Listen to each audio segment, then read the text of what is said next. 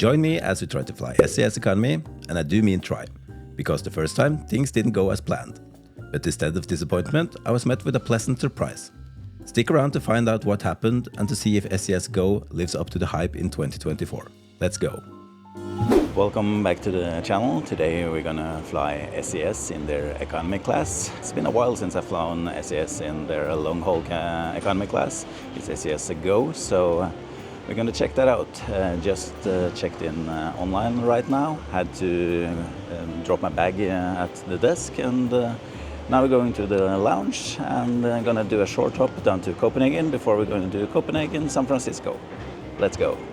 This flight took place in the beginning of summer in Norway, and Oslo airport was busy with activity. So the security queue today was really long actually, for the fast track as well. It took around 5 minutes to wait to them to check the bags if everyone was a queue there. It's a long time since I've flown SAS Economy, flown their business and their plus cabin before. You can check the link somewhere here to see those reviews. I'm kind of curious how SAS stacks up against the major US competitors in 2024, so it's gonna be cool to check out. As it looks now, it looks like I have gotten a free seat next to me, so that's really nice. Now it's time for the lounge.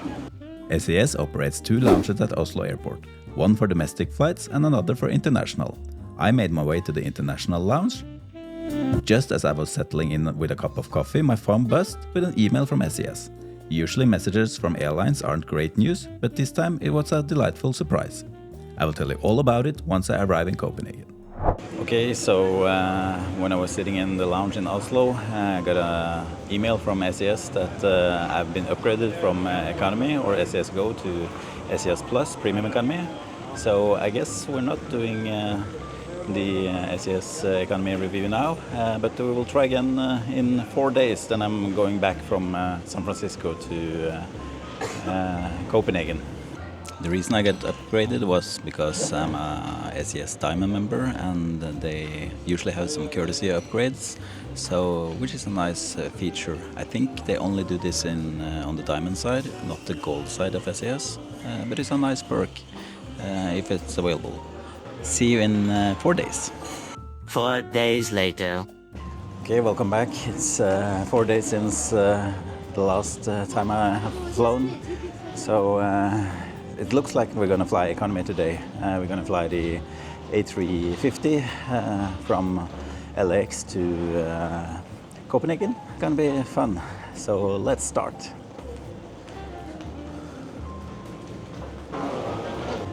I was originally planning to fly the A330, which has in the GO economy class a 242 layout. Today it's A350, and that has a 343 layouts. It looks like I get a free middle seat, so that's super nice. I'm gonna show you everything in the flight. So yeah. Now we're going to the lounge. I'm curious if I'm gonna check out the Amex Lounge or the Star Alliance Lounge. I guess we'll have to see when we get there. Since I had the connecting flight from San Jose Airport, I didn't need to recheck my bags. With some time to spare, I decided to check out the Amex Lounge first. So there was over 20 minutes waiting queue for the Amex Lounge, so in the meantime I will check out the Star Alliance Lounge. Access area is granted with the gold card from Star Alliance. So let's see. We have both Etihad, Star Alliance and Emirates Lounge here. As of this video release, SAS unfortunately no longer has access to the Star Alliance Lounge, which is a real shame.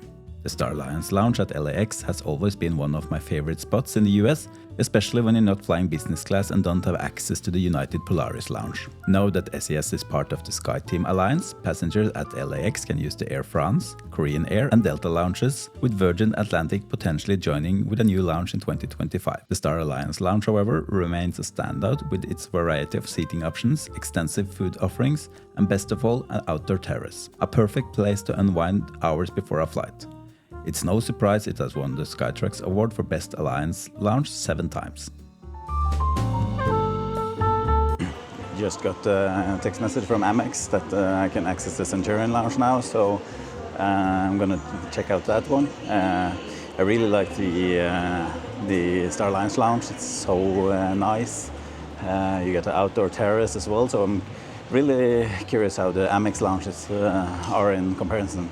I've never been to an Amex lounge before, so I'm really excited to check that out. Access is granted if you have the American Express Platinum or Centurion card. I have the Platinum card, so I have to try it. But yeah, the Star Lounge is so nice. Upon entering the Amex Lounge, you are greeted with lush green plants. The lounge itself is a maze of interconnected rooms, offering plenty of space to explore. From the main entrance, turning right takes you to the buffet, the main bar and several dining areas. One standout feature is the option for a quick spa service, including 50-minute chair massage. I was fortunate to snag one, and while I was waiting for my massage, I relaxed by watching a football game. So just tried out both the lounges. I have to say that the Star Lounge is the best lounge. The Amex Lounge was nice, but it's in a basement, kind of crammed there, and no day lighting there. So, and here in the Star Lounge, you have a terrace, a lot of food options. There were a lot of food options in the Amex Lounge as well, but I think the the Star Lounge is a little bit better. So. Yeah, now it's time for boarding or soon boarding, so I will go to the flight and we'll check out the aircraft and get on board and have a seat tour. Stay tuned. This 4-year-old Airbus A350 will take us from LAX to Copenhagen. After waiting by the gate for around 5 minutes, it was time for boarding. But before we get on board, let's check out the seat map of this aircraft. Today's flight has 3 classes of service: GO or Economy, Plus or Premium Economy, and business class. The GO cabin features 228 seats in a 333 layout, compared to the 242 layout you will find on the Airbus A330. In the Plus cabin you will get wider seats and more legroom. Here there are 32 seats in a 242 configuration. In business class there are 40 lay-flat beds configured in a 1-to-1 configuration. Welcome aboard! The cabin has a Scandinavian style with dark colors and wooden details, giving it a modern feel. Walking down the aisle you will see seats on both sides, each with a pillow and a blanket ready for you. When I got to my seat, 38 Juliet, I put my backpack in the overhead bin and sat down. Each seat has a 11.6-inch touchscreen TV, which is great for passing the time. I'll talk more about the entertainment options later. Just sat in the seat, it's kind of comfortable, good leg space, and I think it's going to be okay here for 10 hours. I know that I have a free middle seat, so that's going to help a lot. Really fresh cabin, as you can see. Only one thing that is, they don't have universal power outlet, only USB port. So that is something you need to take into consideration if you want to charge your peripherals and devices. And they do not have a USB-C. As we begin the pushback, let's take a detailed look at the seat. In front of you is an 11.6-inch glossy touchscreen TV. The legroom is okay for me, though I wouldn't complain if it were a bit more spacious. For reference, I'm about 5'11" or 180 centimeters. By my knees you will find storage pockets for personal items. There's a small pocket on the outside for things like passport or phone, and a larger pocket for snacks, an iPad or other belongings. Overall, the storage space is average. The tray table can be partially folded if you only need space for drinks, which is convenient. However, mine wasn't very clean with noticeable dirt, and the TV screen also had a sticky residue in one of the corners, something that shouldn't be there after cleaning. The seats offer a 6-inch recline, which is decent, and the headrest is adjustable, helping you to find a comfortable position for resting. As for temperature control, there are no individual air nozzles, so we will be relying on the cabin crew to manage the temperature for the entire cabin.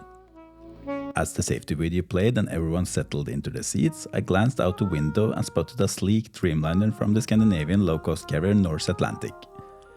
Fun fact, I've reviewed one of the flights before, and if you're curious, I'll link it in the description below. Now let's talk about today's flight path. We will cover 5,610 miles flying over mainland US, Canada and Greenland before crossing the Atlantic Ocean, passing Norway and finally landing in Copenhagen. The estimated flight time is 10 hours and 40 minutes. Let's sit back and listen to the takeoff roll.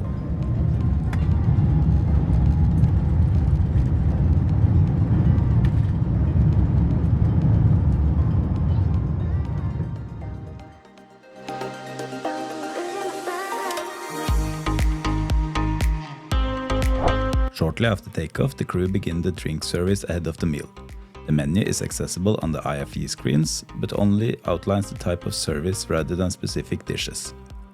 In SAS GO, passengers receive 2 complimentary meal services, each accompanied by a non-alcoholic drink. SAS Diamond member, however, enjoy unlimited drinks, including alcoholic options. For my meal, I was served a small salad with ranch dressing as a starter, followed by a roasted chicken with sweet potato mash. Unfortunately, salt and pepper aren't provided, so if you like seasoning your food, you're out of luck. There was also a cracker included, but surprisingly no cheese go with it. The portion size was reasonable, but if you are super hungry, or if you are a picky eater, grabbing something beforehand might be a good idea. To finish off the meal, I was served a carrot cake, which was a pleasant way to end it. Wanting to maximize my sleep on this flight, I decided to check out the toilet before settling in. The onboard toilets are a standard economy class, nothing fancy. Just the usual compact size you expect on most planes. While not particularly spacious, they were kept clean throughout the journey, which always is appreciated. While I catch some sleep, let's take a closer look at the Wi-Fi and in-flight entertainment options. SAS offers Wi-Fi for most of its long-haul fleet. It's free for passengers flying in SAS Business and for Eurobonus Diamond and Gold members. SAS GO and SAS Plus passengers, however, need to pay $16 or 3,000 euro bonus points for a full flight package, which is reasonable priced. The Wi-Fi speed are decent for basic browsing and messaging, though streaming or heavy browsing might be a challenge. Speed can vary from flight to flight. Once I experienced a very slow connectivity, but overall the service was acceptable for casual use.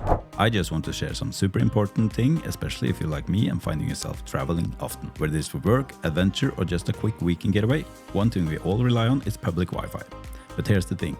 Connecting to an unsecured network can be a big risk for your data. That's why I use a VPN. A virtual private network, or VPN for short, is an app that hides your IP address and safeguards your internet connection through an encrypted tunnel. This way it shields your digital life from the eyes of those that are looking to exploit your private information. That's why I'm so excited to have Private Internet Access, or PIA, as sponsor of today's video. With PIA you can browse the web securely, even on those sketchy Wi-Fi networks you will find at airport, cafes or hotels. And here's the best part. If you use my special link in the description below, you will get an 83% discount on PIA, and that's just $2.03 per month. And as a bonus, PIA will give you 4 extra months completely free. An incredible deal, and trust me, your data security is worth every penny. With PIA, not only is your connection encrypted, but you also get access to thousands of servers in over 80 countries. This means you can securely browse, stream and access content anywhere from in the world, without worrying about anyone snooping on your activities. PIA takes your privacy seriously, and they don't log your activity, so you can browse with confidence. Plus, you can protect all your devices at once,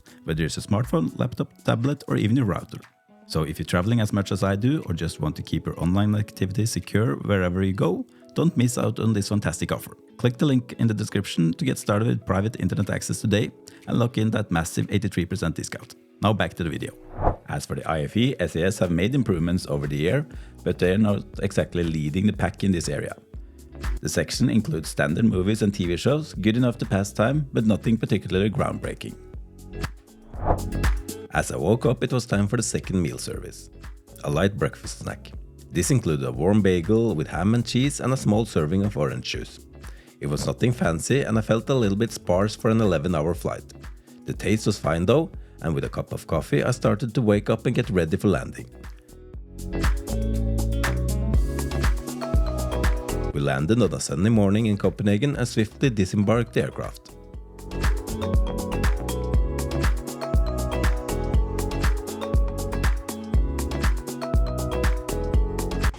Well, this was SAS from LAX to Copenhagen in economy, or SAS GO. It was a nice flight. Seating was okay, it was enough space for me, and I was so lucky that I got free middle seats. The food, on the other hand, was mediocre, I will say. I think SAS should have gotten some salt and pepper with the food. It's strange that it doesn't provide that. I think the food actually would have been great if they provided that. Also a little bit tasteless. Other than that, I slept for 4 or 5 hours, I think. So, yeah, nice flight, nice crew. Until next time, have a safe flight.